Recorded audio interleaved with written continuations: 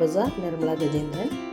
இன்றைக்கு கருப்பு உளுந்தங்கஞ்சி பவுடர் எப்படி தயாரிக்கிறதுன்னு பார்க்க போகிறோம். அடுப்பில் கடாய் வச்சு தோலோட கருப்பு முழு உளுந்து 2 கப்பு எடுத்திருக்கேன். உளுந்த கழுவிட்டு உடனே காய வச்சு எடுத்து வச்சுருக்கேன். அதை நம்ம லேசாக சூடாக்கிக்குவோம். ரொம்ப செவக்க வறுக்கணும்னு அவசியம் இல்லை. நல்லா சூடுபட்டு வறுத்தா போதும்.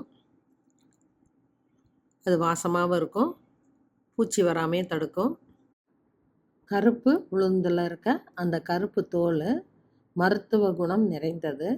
அதனால் நம்ம அதை உணவில் சேர்த்திக்கிட்டா நமக்கு நிறைய நன்மைகள் கிடைக்கும்.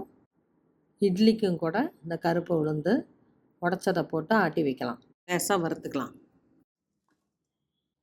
சிகப்பரிசி 1/2 கப், இதையும் நம்ம ஓரளவு லேசாக வறுத்துக்கலாம். பார்லி 3/4 கப் எடுத்திருக்கேன்.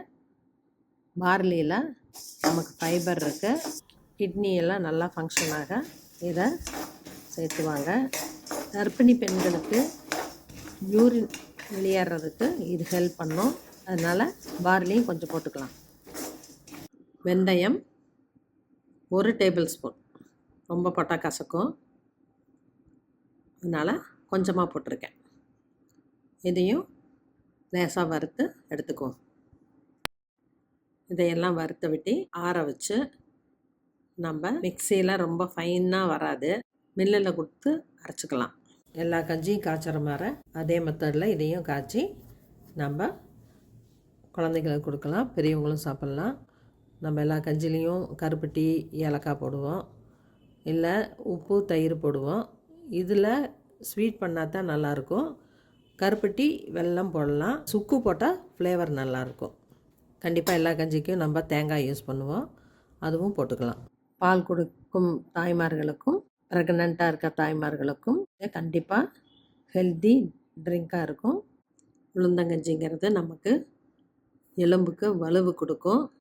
இளம் பெண்களுக்கு கர்ப்பப்பையை ஸ்ட்ரென்தன் பண்ணவும் இது ரொம்ப உதவுது. அதனால் கண்டிப்பாக குழந்தைங்களுக்கு கொடுத்து பழக்கணும். பெரியவங்களுக்கும் ஒரு சேஞ்சாக இருக்கும்.